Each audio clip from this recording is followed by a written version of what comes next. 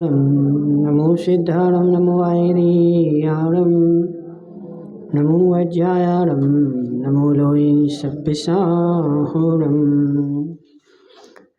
पंच परमेष्टि भगवान की अनंत अनंत सिद्ध परमेष्टि भगवान की 1008 देवादेव वासुपूज्य भगवान की 1008 देवादेव श्री राम भगवान की आचार्य भगवान रवि सेन स्वामी की आचार्य भगवान विद्यासागर जी महाराज की आचार्य भगवान विशुद्ध सागर जी महाराज की।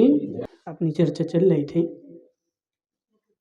कि राम लक्ष्मण और सीता दंडक वन में गए थे और वहाँ पर लक्ष्मण ने तुरंत ही एक कुटिया बना दी और कुटिया बना करके लकड़ी के, मिट्टी के, पत्तों के, बांस के सारे घर के बर्तन बना के तैयार कर दिए और तैयार करके लक्ष्मण जो है जंगल चले गए काहे के लिए, घूमने के लिए। और यहाँ पर सीता ने क्या किया कि सारा भोजन बना करके तैयार कर दिया और सीता ने तैयार भोजन के बाद बाहर आ करके देखा तो दो चारों रिद्धिधारी मुनिराज आकाश मार्ग से जा रहे थे। उन्होंने तुरंत राम को बताया और दोनों मुनिराजों का परगाहन किया और परगाहन करके उनको आहार दान दिया। और उनको जब आहार दान दिया तो उसने सबको तो भगा दिया, लेकिन एक गिद्ध पक्षी जो था वहाँ पेड़ पर बैठा बैठा देख रहा था। और क्या देख रहा था, यह दिगंबर तपोधन चारण रिद्धिधारी मुनिराज आए हैं तो यह मेरे कल्याण में कैसे सहकारी हो जाएं, वो कौन सा उपाय करूं कि मेरा कल्याण हो जाए। चूँकि मैं पक्षी हूँ, मांसाहारी हूँ, तो मैं आहार तो नहीं दे सकता, अब क्या करूं। तो उसने उपाय सोचा कि मैं एक काम करता हूँ, इनके चरणों की शरण ही लेता हूँ। और जैसे आहार पूरा हुआ वह गिद्ध पक्षी वहाँ से उड़ के आया और मुनिराज के चरणों में लौट गया। और जैसे ही लौटा तो उसके पंख स्वर्णमय हो गए, उसकी चोंच मूंगा के सदृश हो गई और वह जो था देवता लोग आ गए, पंचाश्चर्य होने लगे। और जब पंचाश्चर्य हो रहे थे, दुंदुभी बाजी बज रहे थे, तो वह सोने का गिद्ध पक्षी वहाँ पे नाच रहा था। अब देखते हैं वो क्या कर रहा है। ठीक है। गौतम स्वामी कहते हैं कि हे राजन, जिनका चित्त यथोचित सत्कार किया गया था, ऐसे दोनों मुनिराज विधि पूर्वक पालना कर बेडूर मणि के समान जो शिलातल था उस पर विराजमान हो गए। दोनों मुनिराज का आहार हो गया। आहार करके घर के बाहर एक पत्थर पड़ा था, उस पत्थर पे जाके विराजमान हो गए। और पद्म राग मणि के समान नेत्रों का धारक गृध्र पक्षी भी अपने पंख संकुचित कर तथा मुनिराज के चरणों में प्रणाम कर अंजलि बांध सुख से बैठ गया। पूर्व भाव का जाति स्मरण उसके हो गया ना, तो पूर्व भाव के जाति स्मरण के कारण और उसकी आत्मा की विशुद्धि बनने के कारण वह गिद्ध पक्षी भी मुनिराज जहाँ बैठे थे तो वहीं जाकर के वो बैठ गया और अपने दोनों हाथ उसने जोड़ लिए। हो सकता कि नहीं हो सकता। आजकल बहुत सारे जब महाराज लोग जाते हैं, हम लोग बिहार करते हैं, तो रोडों पे समान बहुत सारे आकर के बैठ जाते हैं। जिस पूर्व भाव के मनुष्य हैं, धर्मात्मा हैं, लेकिन विचारों ने क्या किया था, धर्म तो करा था, लेकिन मन शुक्लाल जी अंदर की मायाचारी नहीं छोड़ी थी। तो धर्म करते करते भी मायाचारी के प्रभाव से उनको श्वान बनना पड़ा। ठीक है। अब पूर्व भाव की याद आ गई, इसलिए वह मुनिराजों की शरण ले रहा है। तो अभी इसकी भी गिद्ध पक्षी की भी बताएंगे, इसने पूर्व भाव में क्या किया था, कैसे किया था, सब बताएंगे। विकसित कमल के समान नेत्रों को धारण करने वाले राम क्षण भर में तेज से जलती हुई अग्नि के समान उस गिद्ध पक्षी को देखकर परम आश्चर्य को प्राप्त हुए। राम ने जैसे देखा कि मुनिराज के सामने गिद्ध पक्षी बैठा है तो मुनिराज को राम को आश्चर्य हुआ कि ये क्या हो रहा है। उन्होंने पक्षी पर बार बार नेत्र डालकर तथा गुण और शील रूपी आभूषण को धारण करने वाले मुनिराज के चरणों में नमस्कार कर उनसे इस प्रकार पूछा कि हे भगवान, ये पक्षी पहले तो अत्यंत विरूप शरीर का धारक था और अब एक क्षण में स्वर्ण और रत्न राशि के समान कांति का धारक कैसे हो गया। अभी हमने थोड़ी देर पहले इस पक्षी को देखा था, तब तो ये पक्षी जो था कैसा था, विरूप था, पर एक क्षण बाद तो देखो ये सोने के कांति जैसा हो गया, रत्नों के जैसे चमकने लगा। ये कैसे हो गया, वो कला तो बताओ हमें। महापवित्र, सब प्रकार का मांस खाने वाला तथा दुष्ट हृदय का धारक यह गिद्ध पक्षी आपके चरणों में बैठकर अत्यंत शांत कैसे हो गया। ये तो महा अपवित्र है, मांस खाने वाला है, दुष्ट चित्त का धारी है। क्योंकि गिद्ध पक्षी जो होता है वो प्रति क्षण मांस की खोज करता रहता है। गिद्ध पक्षी कहीं भी मरड़ा रहा हो तो समझ लेना यहाँ कोई जीव मरा हुआ पड़ा है। गिद्ध पक्षी देखा तुम लोगों ने? नहीं देखा? कैसा होता है? इसकी साइज थोड़ी सी बड़ी होती है, पंख बड़े बड़े होते हैं, पंख हिलाता कम है, उड़ता ज़्यादा है। सीधे पंख रख करके और उड़ता है और ज़्यादातर वो मर रहता है, गोल गोल गोल गोल गोल गोल ज़्यादा घूमता है, समझ रहे ना? उसको गिद्ध पक्षी बोलते हैं। उसकी चोंच ऐसी होती है, ऐसी चोंच के ऐसे ऐसे खकोड़ के मांस खाता है, समझ रहे ना? तो वही जो है अत्यंत अपवित्र है। कौन? गिद्ध पक्षी। तदनंतर जब राम ने महाराज से प्रश्न किया तो महाराज उसको बता रहे। तदनंतर सुगुप्ती नामक मुनिराज बोले कि हे राजन, पहले यहाँ नाना जनपदों से व्याप्त एक बहुत बड़ा सुंदर देश था। वो अवधि ज्ञान के धारी थे, चारण रिद्धिधारी भी थे और अवधि ज्ञान के धारी भी थे।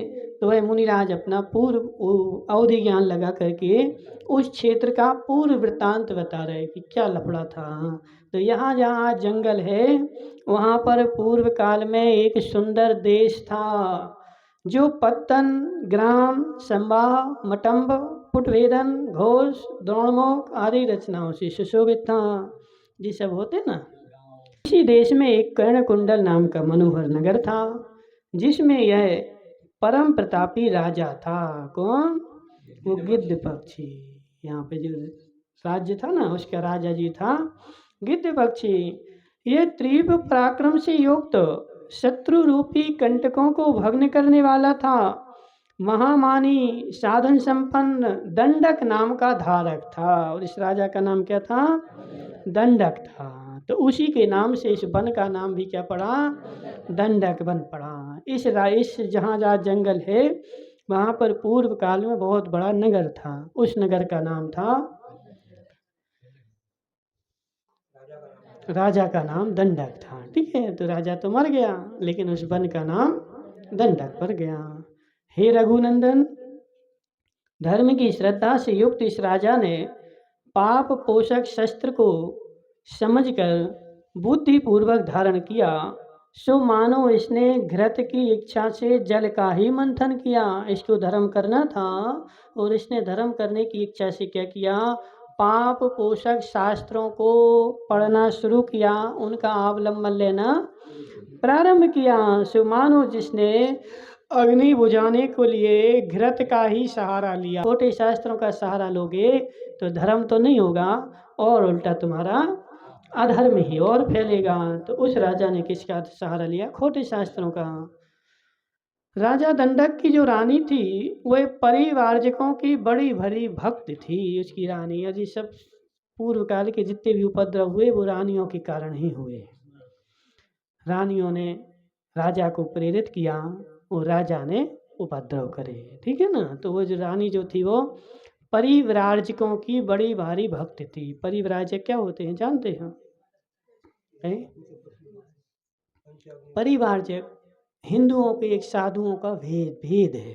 ठीक है, वो उनके जो साधु होते हैं वो दिन में परिवारजक साधु 12वें स्वर्ग तक गमन करते हैं। ब्रह्मचर्य के धारक होते हैं, सफ़ेद वस्त्र पहनते हैं और दिन में एक बार ही प्रातःकाल लेते हैं। वो परिव्राजक कहलाते हैं। ठीक है, तो वह रानी जो थी वो परिव्राजकों की बड़ी भारी भक्त थी, क्योंकि परिव्राजकों के स्वामी द्वारा वह उत्तम भोग को प्राप्त हुई थी।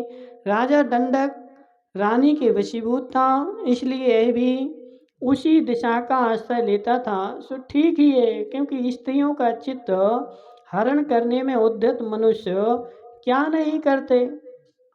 जो स्त्री के वशीभूत मनुष्य हो गए वो क्या नहीं करते, सब कुछ करते हैं। संसार में लीला ही उनकी है, समझ रहे ना। तो उस राजा ने भी क्या किया, अपनी स्त्री के अनुसार सब काम किया। एक दिन राजा नगर से बाहर निकला, वहाँ उसने एक ऐसे साधु को देखा जो अपनी भुजाएं नीचे लटकाए हुए थे, पीतरागी लक्ष्मी से सहित थे तथा जिनका मन ध्यान में रुका हुआ था, पाषाण के समान कठोर चित्त की धारक। राजा ने उन मुनि के गले में विष मिश्रित लार से जिनका शरीर व्याप्त था ऐसा एक मरा हुआ काला सर्प डरवा दिया। मुनिराज तो अपने ध्यान में लीन थे, लेकिन राजा जो था वह खोटे मत का अनुयायी था। तो उसने मुनिराज को जैसे देखा तो उसने काला सर्प जिनकी मुंह से लार निकल रही विष मिश्रित वो मुनिराज के गले में डलवा दिया। अब मुनिराज तक इस सांप को कोई अलग नहीं करता तब तक मैं योग को संकुचित करो नहीं करूँगा। मुनिराज ने प्रतिज्ञा ले ली कि जब तक ये सांप नहीं निकलेगा तब तक हम यहाँ से उठेंगे नहीं, यहीं बैठे रहेंगे। तो ऐसी प्रतिज्ञा कर वह मुनि उसी स्थान पर रहे। तदनंतर बहुत रात्रियां व्यतीत हो गईं, 1-2-3 दिन नहीं हो गई, 3 दिन 4 दिन नहीं हो गए, बहुत सारे दिन हो गए। ठीक है, वो चेलने वाला अलग है, जी अलग है। ठीक है, अलग अलग है, बहुत सारे कथानक एक से होते हैं। तो ये दूसरे मुनिराज हैं, वो दूसरे मुनिराज थे। तो बहुत सारी रात्रियां व्यतीत होने पर उसी मार्ग से निकले हुए राजा ने जब महामुनि को उसी ध्यानारूढ़ अवस्था में देखा तो उसी समय कोई मनुष्य मुनिराज के गले से सर्प निकालकर अलग कर रहा था। जब राजा बहुत दिन बाद उस गली से निकला तो कोई आदमी जो था वो मुनिराज के गले से सर्प अलग कर रहा था। उस समय राजा ने उसको देखा तो राजा को क्या हुआ, राजा मुनिराज की सरलता से आकृष्ट हो उनके पास हो गया। उसके मन में प्रति श्रद्धा जग गई। क्यों जग गई, क्योंकि इतने दिन पहले हमने सांप डाला था, वो मुनिराज भी तो निकाल के भाग सकते थे लेकिन नहीं भगे और इतने दिन से यहीं बैठे हुए हैं, उपसर्ग को सहन कर रहे, यानी उनके प्रति उसको श्रद्धा जग गई और वहाँ वो गया और सांप नागा निकालने वाले मनुष्य से पूछता है कि यह क्या है। इसके उत्तर में वह मनुष्य कहता है कि हे राजन, देखो नरक की खोज करने वाले किसी मनुष्य ने इन ध्यानारूढ़ मुनिराज के गले में सांप डाल रखा है। किसकी खोज करने वाले, नरक की खोज करने वाले, यानी जिसने मुनिराज के गले में सर्प डाला है उसको मात्र क्या मिलेगा, नरक ही मिलेगा। तो जिसको नरक की खोज करनी हो तो मुनिराज के ऊपर उपसर्ग कर दो। हुआ जिस सांप के संपर्क से इनके शरीर की आकृति श्याम, खेदखिन्न, दूरदर्शनीय, अत्यंत भयंकर हो गई, कुछ भी प्रतिकार नहीं करने वाले मुनि को उसी प्रकार ध्यानारूढ़ देख राजा ने प्रणाम किया। राजा का मिथ्यात गलित हो गया और महाराज के चरणों में वह राजा नम्रीभूत हो गया और नम्रीभूत होकर के उसने जैन धर्म स्वीकार कर लिया। उस समय से राजा दिगंबर मुनियों की उत्तम भक्ति करने में तत्पर हो गया और उसने खोटा धर्म छोड़ करके और सम्यक जैन धर्म को स्वीकार कर लिया और उसने मुनियों के सब उपद्रव कष्ट दूर कर दिए और जितने भी मुनिराज थे उन सब के उपद्रवों को उसने। रानी के साथ गुप्त समागम करने वाले परिव्राजकों के अधिपति ने जब राजा के इस परिवर्तन को जाना तब वह क्रोध से युक्त होकर उसने यह करने की इच्छा की, यानी जब परिवारजकों को पता चला कि राजा जो है धर्म परिवर्तन कर चुका है और बदल गया है, तो उन परिवारजकों को क्रोध हुआ और क्रोध के वशीभूत होकर के उन्होंने कुछ युक्ति अपनाई। दूसरे प्राणियों को दुख देने में जिनका हृदय लग रहा था, ऐसे उस परिव्राजक ने जीवन का स्नेह छोड़ निर्ग्रंथ मुनि का रूप धर रानी के साथ घर में संपर्क किया। यानी वो जो परिव्राजक था उसने क्या किया, निर्ग्रंथ रूप धारण कर लिया, कपड़े उतार के फेंक दिए और रानी के महल में घुस गया पिछी कमंडल लेकर के। जब राजा को इस कार्य का पता चला तब वह अत्यंत क्रोध को प्राप्त हुआ और सब जगह हल्ला कर दिया कि ऐसा ऐसा हो गया। तो राजा को क्रोध हुआ और मंत्री आदि अपने उपदेश में निर्ग्रंथ मुनियों की जो निंदा किया करते थे वह सब इसकी स्मृति में झूलने लगे। और जो मुनियों की निंदा करते थे मंत्री वगैरह थे, तो ऐसे ही होता है, किसी को कोई छुना भर मिल जाए, संसार में लोग सब प्रकार के हैं, किसी को कुछ छुना मिल जाए। जैसे महेश सेठ कहीं जा रहे थे, मनसुख लाल जी ने बोला वहाँ नहीं जाओ, ऐसा ऐसा हो जाएगा, नहीं माने, महेश सेठ चले गए और चले गए, रास्ते में कुछ हो गया। अब तो मनसुख लाल जी को छुना मिल गया। हमने तो कही थी काहे को जा रहे हैं, नहीं जाओ, हमने तो पहले ही बोला था, लेकिन माने नहीं और चले गए, तो हो गए। ऐसा हो नहीं था, हमें तो पहले से पता था। और जमाने की बातें बनाएंगे, समझ रहे हैं ना। तो ऐसे वो मंत्री वगैरह जो थे वो तो पहले से मुनिराज से रूठे हुए थे और उनको छुना मिल गया, तो उन्होंने जमाने का हल्ला करना प्रारंभ कर दिया। मंत्री आदि अपने उपदेश में निर्ग्रंथ मुनियों की जो निंदा किया करते थे वह सब इसकी स्मृति में झूलने लगे। और उसी समय मुनियों से द्वेष रखने वाले अन्य दुष्ट लोग भी राजा को प्रेरित किया, जिससे और सब लोगों ने राजा को प्रेरित किया, क्योंकि राजा अकेला जैन धर्मी था और जो सब थे वो विधर्मी थे। तो सब ने मिलकर के राजा को प्रेरित किया। तो राजा जो था जोश में आ गया और जैसे ही जोश में आया तो उसी समय मुनियों से द्वेष रखने वाले अन्य दुष्ट लोगों ने भी राजा को प्रेरित करके अपने सेवकों के द्वारा समस्त मुनियों को घानी में पेलने की आज्ञा दे दी। राजा ने बोल दिया जितने भी संसार में मुनिराज हों उन सबको क्या करो, घानी में पेल दो। सुरेश भाई जो धावत है, अब इसमें संख्या नहीं दी गई है, जो कहावतें होती हैं वो अन्य अन्य ग्रंथों में अन्य अन्य प्रकार की रहती हैं, समझ रहे ना। इसमें थोड़ी सी अन्य प्रकार की होंगी, दूसरे ग्रंथ में देखोगे तो दूसरे प्रकार की होंगी। अब 500 थे कि 700 थे कि 300 थे कि 200 थे, लेकिन थे मुनिराज, सबको समस्त अपने राज्य के मुनिराजों को घानी में पिलवा दिया। अब कितना दुख हो रहा होगा मुनिराजों को, बताओ। सैकड़ों मुनिराजों को घानी जानते ना तुम लोग, हाँ, जिसमें से तेल निकलता है। तो तिल में से तेल निकल जाता है, तो ऐसी बड़ी बड़ी घानियाँ रहती हैं। तो उन सब मुनिराजों को पकड़ पकड़ के उसमें डाल दिया और उनको पेल दिया, सबका तेल निकल गया। तो ऐसे कष्ट भी होते थे। या बोलो कि चतुर्थ काल में नहीं होते, तो चतुर्थ काल में भी महान कष्ट थे। पंचम काल में तो फिर भी बहुत सारी सुविधाएं हैं, बहुत सारे मकान बन गए, गाड़ियां हो गई, सब कुछ व्यवस्थाएं हो गई। लेकिन चतुर्थ काल में तो मुनिराज जंगल में बैठे, शेर आ गया खा गया। कौन से मुनिराज थे, कहाँ से आए थे, कहाँ जा रहे थे, काय को आए थे, कब आए थे, कैसे आए थे, कोई को कुछ भी पता नहीं। आज तो पूरी लिस्ट है कि इतने संकेत मुनिराज, इतने संकेत। उस समय कौन लिस्ट बना रहा था? कितने मुनिराजों को शेर खा गया, कोई को कोई पता नहीं है। कितने कहीं रास्ते में ही मर गए, कोई को कोई पता नहीं है। ठीक है, इसलिए मार्ग कठिन है।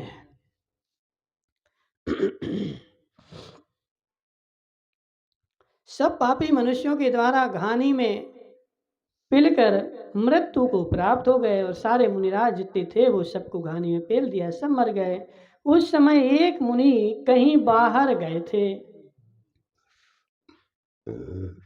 एक मुनिराज जो थे उसी संघ के थे, लेकिन वो कहीं बाहर गए थे। उन्हें किसी दयालु मनुष्य ने यह कहकर रोका, और वो उसी नगर में आ रहे थे। तो जब आ रहे थे तो किसी मनुष्य ने उनको रोका कि मुनिराज सुनो, रुक जाओ। तो उसने बोला कि हे दिगंबर मुनिराज की दिगंबर मुद्रा के धारी, तुम अपने पहले का निर्ग्रंथ वेश छोड़ दो या फिर इस नगर में प्रवेश मत करो। क्यों? क्योंकि इस नगरी में राजा ने सारे मुनिराजों को घानी में फेल दिया है, और तुम भी इस नगर में यदि जाओगे तो तुम्हें भी घानी में फेल दिया जाएगा। शीघ्र ही यहाँ से भाग जाओ। किसी आदमी ने मुनिराज से ऐसा कहा। राजा ने क्रुद्ध होकर समस्त निर्गंथ मुनियों को घानी में पिलवा दिया है, अथवा इसलिए तुम इस अवस्था का आश्रय मत लो और यहाँ से भाग जाओ। तदनंतर समस्त संघ की मृत्यु के दुख से जिन्हें शल्य लग रही थी, अब वो मुनिराज भी देखो, अपने प्रीति तो रहती है, आपस में एक दूसरे के प्रति प्रीति तो होती है। तो उन्होंने जैसे ही सुना कि हमारे सारे संघ के मुनिराजों को घानी में पेल दिया, तो उनके हृदय में शल्य लग गई। शल्य लग गई मतलब टेंशन हो गई, और जैसे ही टेंशन हुई तो वे मुनिराज क्षण भर के लिए वज्र के स्तंभ की नाई अकंप निश्चल हो गए। वज्र की तरह 1 मिनट के लिए तो उनको हृदय में धक्का लगा, और धक्का लग करके स्तंभ हो गए। उसी समय उनकी चेतना अव्यक्त हो गई थी, अर्थात यह नहीं जान पड़ता था कि यह जीवित हैं कि मर गए हैं। धक्का लग गया तो जिंदा हैं या मर गए पता नहीं चल रहा था। अथानंतर उन निर्गंथ मुनि रूपी पर्वत की शांति रूपी गुफा से सैकड़ों दुखों से प्रेरित हुआ क्रोध रूपी सिंह बाहर आकर के निकला। स्तब्ध भले हो गए थे, लेकिन स्तब्ध होने से भी मरे नहीं थे। उनको तीव्र क्रोध आ गया, और जैसे ही तीव्र क्रोध आया तो क्रोध रूपी सिंह बाहर निकल आया। सिंह नहीं निकला, क्रोध तीव्र आ गया।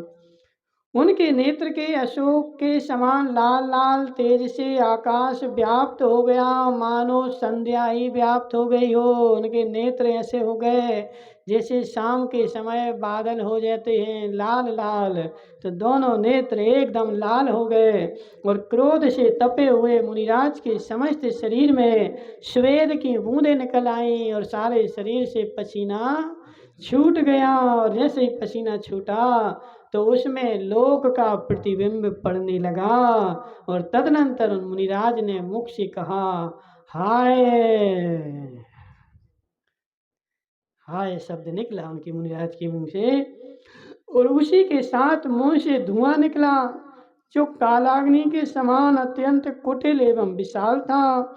उस धुएं के साथ ऐसे ही निरंतर अग्नि निकली, जिसमें ईंधन के बिना ही समस्त आकाश को देदीप्यमान कर दिया। उनके शरीर से क्या निकली? अग्नि निकली, यानी वो पुतला निकला, समझ रहे ना। तो वह पुतला निकला, उस पुतले ने समस्त आकाश को 12-12 योजन तक अग्नि से समन्वित कर दिया। क्या यह लोक उल्काओं से व्याप्त हो रहा है, या ज्योतिषी देव नीचे आके गिर रहे हैं? यानी अग्नि की तिलंगें सब जगह बरसने लगी, क्योंकि मुनिराज जो थे वो रिद्धिधारी थे, सामान्य नहीं थे। तो जैसे ही उनको क्रोध आया, तो क्रोध आने से उनकी रिद्धि प्रकट हो गई, और जैसे ही क्रोध से रिद्धि प्रकट हुई तो सारे 12-12 योजन तक सब जगह अग्नियां व्याप्त हो गईं। महाप्रलय आ पहुंचा और अग्निदेव कुपित हो रहे थे। हाय माता, यह क्या है? यह तो अत्यंत दूषय है। ऐसा लगता है जैसे वेगशाली बड़ी बड़ी संडासियों से नेत उखाड़े जा रहे हों। ऐसा लग रहा है बड़ी बड़ी संडासी जानते ना क्या होते हैं, जिससे अपन वो बर्तन पकड़ते ना घर में, उसको संडासी बोलते हैं। तो ऐसा लग रहा है जैसे कोई बड़ी बड़ी संडासियों से नेत्र निकाल रहा हो लोगों के। यह अमूर्तिक आकाश ही घोर शब्द कर रहा है, मानो प्राणों के खींचने में उद्यत बांसों का वन ही जल रहा हो। इस प्रकार अत्यंत व्याकुलता से भरा यह शब्द जब तक लोक में गूंजता, तब तक अग्नि ने समस्त देश को भस्म कर डाला। जब तक कोई कुछ करता, बचाता, देखता, इतने में तो टाइम थोड़ी लगता, अंतर मुहूर्त में तो सब भस्म कर डालते हैं। द्वारका में कितने महीने तक जली थी होली? कितने महीने जली? 6 महीने जली। अब बताओ कि 6 महीने में कोई फायर ब्रिगेड नहीं लाया है? 6 महीने में कोई ने पानी नहीं डाला क्या? उसमें पानी डाल देते तो बुझा देते, जबकि वो तो समुद्र में ही थी। लेकिन हे जीव, वह अग्नि भी, वो पानी भी तभी काम करता है जब तुम्हारा उपादान अच्छा हो। बलदेव ने अपने हल में भर के पानी डाला था, लेकिन वह पानी पेट्रोल का काम कर रहा था। समझ रहे ना? तो यहाँ पे भी क्या बोल रहा है कि उन्होंने सारी नगरी जल गई, और जल देखते ही देखते सारा भस्म हो गया। उस समय न अंतापुर, न देश, न नगर, न पर्वत, न नदियाँ, न जंगल, न प्राणी, कोई भी शेष नहीं बचा। और महान संवेग से युक्त मुनिराज ने चिरकाल से जो तप संचित कर रखा था, यह सब सब सब भी क्रोधाग्नि में जल गया। यानी बाहर का नगर भी नहीं जला, उनके तप के द्वारा जो पुण्य अर्जित किया था वह भी सब जल गया। दोनों जल गए, अंदर का भी जल गया, बाहर का भी जल गया, दोनों को मिटा दिया। इसलिए आज भी यह जो वन है, यह दंडक वन के नाम से प्रसिद्ध है। दंडक राजा था और इसी के निमित्त से यह जला था, इसलिए इस जंगल का नाम आज भी देश में क्या है? दंडक वन है। बहुत समय बीत जाने के बाद यहाँ भी भूमि कुछ सुंदरता को प्राप्त हुई, और वृक्ष, पर्वत, नदियाँ दिखने लगी। उन मुनि के प्रभाव से यह वन देवों के लिए भी भय उत्पन्न करने वाला है। फिर विद्याधरों की बात ही क्या है? जो चीज वन है ना, इतना भयंकर है कि यदि कोई देवता भी आ जाए तो उसको भी डर लगे। मनुष्यों की तो बात ही दूर है। आगे चलकर यह वन सिंह, अष्टापद आदि क्रूर जंतुओं, नाना प्रकार के पक्षी समूहों और अत्यधिक जंगली धान्यों से युक्त हो गया। आज भी इस वन की प्रचंड दावानल का शब्द सुनकर मनुष्य पिछली घटना का स्मरण कर भयभीत हो कांपने लगते हैं। क्या बोल रहे?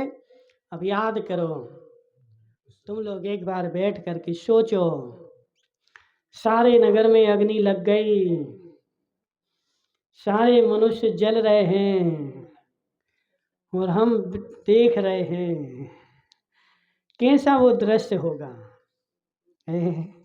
वो दृश्य तो ठीक है, अपने हृदय में कोरोना के दृश्य को बना करके देखो। समझ रहे ना? एक कमरे में पिता है, एक कमरे में पुत्र है, माता रोटी बना रही और बना के दे रही, लेकिन कमरे के अंदर नहीं जा रही, बाहर से थाली ऐसी खिसका रही है, और तुम अपनी थाली अलग रखो, हमारी थाली अलग हो। उस दृश्य को देखो। सारे नगर में अग्नि लगी है और मनुष्य जो है ऐसे भूंज रहे हैं जैसे मूंगफलियां भांड में भूजती हैं। मूंगफली भूंजते ना, तो ऐसे जैसे मूंगफली भूंजती हैं, ऐसे नगर के लोग सब भूंज रहे हैं। तो ऐसे दृश्य को देखते हुए हृदय जो होता है काँप उठता है। तो जब पूरा वो नगर जल गया तो बहुत समय तक तो उस नगर में घास ही नहीं हुई। बहुत काल बाद घास हुई, फिर जंगल बन गया, लेकिन बहुत समय बाद लोग डरते रहे।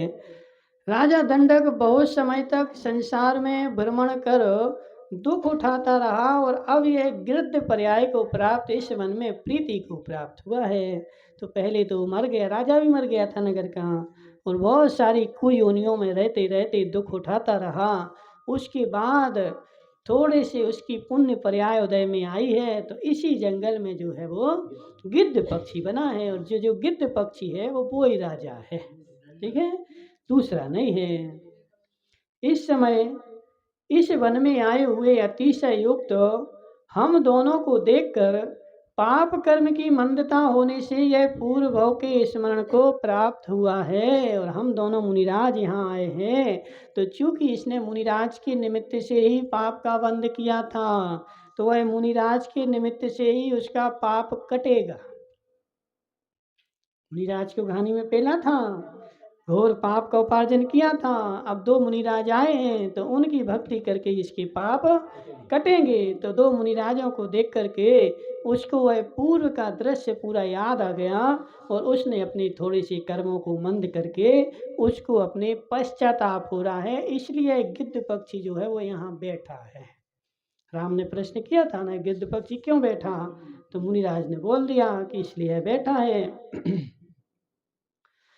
जो दंडक राजा पहले परम शक्ति से युक्त था वह देखो आज पाप कर्मों के कारण कैसा हो गया। इस प्रकार पाप कर्म का नीरस फल जानकर धर्म में क्यों नहीं लगा जाए और पाप से क्यों नहीं विरक्त हुआ जाए। बोलो रोशन भाई। मुनिराज बोल रहे कि देखो पाप कर्म का नीरस फल देखो, और जब तुम्हें स्पष्ट फल दिख रहा है कि एक महान राजा और गिद्ध पक्षी बना है तो ये पाप कर्म के फल से, और पाप का फल ऐसा ही है और पुण्य का फल जो है वो अच्छा है, तो क्यों नहीं तुम लोग पाप से विरक्त होते हो। रोशन भाई क्यों जीमने जाती हो? महाराज क्या करें, संसार में रहने, रहो संसार में, हमारा क्या जा रहा है, समझ रहे। तो स्पष्ट दिख रहा है। दूसरे का उदाहरण भी शांति का कारण हो जाता है। फिर यदि अपनी ही खोटी बात स्मरण आ जावे तो कहना ही क्या। दूसरे की बात देख करके सुन करके और जो भद्र मनुष्य होता है उसको भी अंदर में पश्चाताप होता है, पर यदि हमारी ही बात पूर्व की स्मरण आ जावे तो फिर कहना ही क्या है। राम से इतना कहकर मुनिराज ने गिद्ध से कहा, हे द्विज अब भयभीत मत हो, रो मत। जो बात जैसी होने वाली है उसे अन्यथा कौन कर सकता है। तो वह गिद्ध पक्षी अपनी दोनों आँखों से आंसू बहा रहा था मुनिराज के चरणों में बैठा बैठा। तो राम ने उसको सांत्वना दी कि हे गिद्ध पक्षी अब तुम क्या करो। द्विज बोलते हैं, पक्षी को द्विज भी बोलते हैं। द्विज क्यों बोलते हैं? ब्राह्मण को भी द्विज बोलते हैं, दांतों को भी द्विज बोलते हैं, महिलाओं को भी द्विज बोलते हैं, समझ रहे ना। और पक्षी को भी द्विज बोलते हैं। द्विज बहुत सारे लोगों को बोला जाता है। तो पक्षी के दो पंख होते हैं इसलिए उसको द्विज बोलते हैं। महिला दो कुलों में रहती है इसलिए इसको द्विज बोलते हैं। पहले पिता के कुल में फिर पति के कुल में, दो कुल में रहती है इसलिए इसको द्विज बोलते हैं। दांत दो बार आते इसलिए इनको द्विज बोलते हैं, समझ रहे ना। तो इसलिए यहाँ पे उस पक्षी को भी द्विज बोला जाता है। तो यहाँ पे बोले कि हे द्विज रो मत, भयभीत मत हो। जो बात जैसी होनी होती है उसको कौन अन्यथा कर सकता है। इसलिए रोशन भाई मत रो। जो बात जैसी होनी है, पोते का जैसा होना है उसका वैसा ही होगा। तुम रो रो के क्या कर सकते बताओ। धैर्य धरो, निश्चिंत होकर कप कपी छोड़ो, सुखी हो। देखो ये महाअटवी कहाँ और सीता सहित राम कहाँ, हमारा परगाहन कहाँ और आत्म कल्याण के लिए दुख का अनुभव करते हुए तुम्हारा प्रबुद्ध होना कहाँ। जी कहाँ कहाँ बोल रहे, मतलब क्या है इसका कि जी दुर्लभ वस्तुएं हैं कि एक तो इस महा जंगल में हमारा आज परगाहन हुआ, जबकि इस जंगल में वर्षों से कोई मनुष्य आया ही नहीं था। जिस जंगल में हमने आज आहार किया है इसमें हजारों हजारों वर्षों से कोई मनुष्य आया, मनुष्य तो ठीक क्या बोल रहे, देवता लोग भी नहीं आए थे। लेकिन इतना महान मुश्किल काम आज हो गया और मुनिराज की विधि थी कि हम जंगल में ही आहार करेंगे, वरना क्या करेंगे, उपास करेंगे। तो उनको बीच जंगल में, महाभयंकर जंगल में उनको मिल गया। तो मुनिराज बोल रहे कि देखो कहाँ राम सीता, और राम सीता भी कहाँ, कि महापुरुष हैं, उनको तो महलों में रहना था, इस भैयाबान जंगल में कहाँ आ गए। सब कर्मों की विचित्रता है। तो कर्मों की विचित्रता को कोई पार नहीं कर पा सकता है। बुनी लिखन में बोलते हैं, कर्मों की पारगति को ने पाई, करो लाखों चतुराई। समझ रहे मनसुखलाल जी मुंगाणिया, कर्म की जा पारगति को ने पाई, करो लाखों चतुराई। तो कर्मों की जो पारगति है कोई इसको पा नहीं सकता। तुम लाख चतुर हो जाओ, हम तो बहुत चतुर हैं, बने रहो चतुर। समझ रहे, कोई कितना चतुर हो, लेकिन कर्म के आगे किसी की चतुराई नहीं चलती है। लाखों करोड़ों अरबों सरकार ने इतना भी कोई नहीं पा सकता। और आत्म कल्याण के लिए दुख का अनुभव करते हुए तुम्हारा प्रबुद्ध होना कहाँ, और कहाँ तो तुम गिद्ध पक्षी, और गिद्ध पक्षी को प्रबोध प्राप्त हो गए, यहाँ तो मनुष्यों को नहीं हो रहा। बेचारे मनुष्य अपने मोह को समेटे हुए और मोह में लीन हुए, मोह में लीन होकर के और घरों में बेचारे घुस रहे, प्रबोध को प्राप्त नहीं हो रहे। तो जहाँ मनुष्यों की गिनती नहीं है वहाँ गिद्ध पक्षी की कहाँ। और तुझे भी अनंत पर्याय, असंख्यात पर्याय घूमने के बाद गिद्ध की पर्याय में प्रबोध प्राप्त हो गया। कर्मों की ऐसी ही चेष्टा है। कर्मों की विचित्रता के कारण यह संसार अत्यंत विचित्र है। जैसा मैंने अनुभव किया है, सुना है, देखा है, वैसा ही मैं कह रहा हूँ। तो है मुनिराज कह रहे कि हम कोई मायाचारी नहीं कर रहे, जैसा हमने अनुभव करा है, जैसा सुना है और जैसा देखा है, संसार की विचित्रता ऐसा ही है। पक्षी को समझाने के लिए राम का अभिप्राय जान सुगुप्ती मुनिराज अपनी दीक्षा और एवं शांति का कारण कहने लगे। तो अब यहाँ पे दूसरी कथा प्रारंभ होगी कि राम को शांत समझाने के लिए वह सुगुप्ती मुनिराज बताएंगे कि हमें प्रबोध कैसे प्राप्त हुआ था और हमने दीक्षा कैसे धारण करी थी। तो ये सब भी बताएंगे कब, तो कल। ओम नमः सिद्धेभ्याम।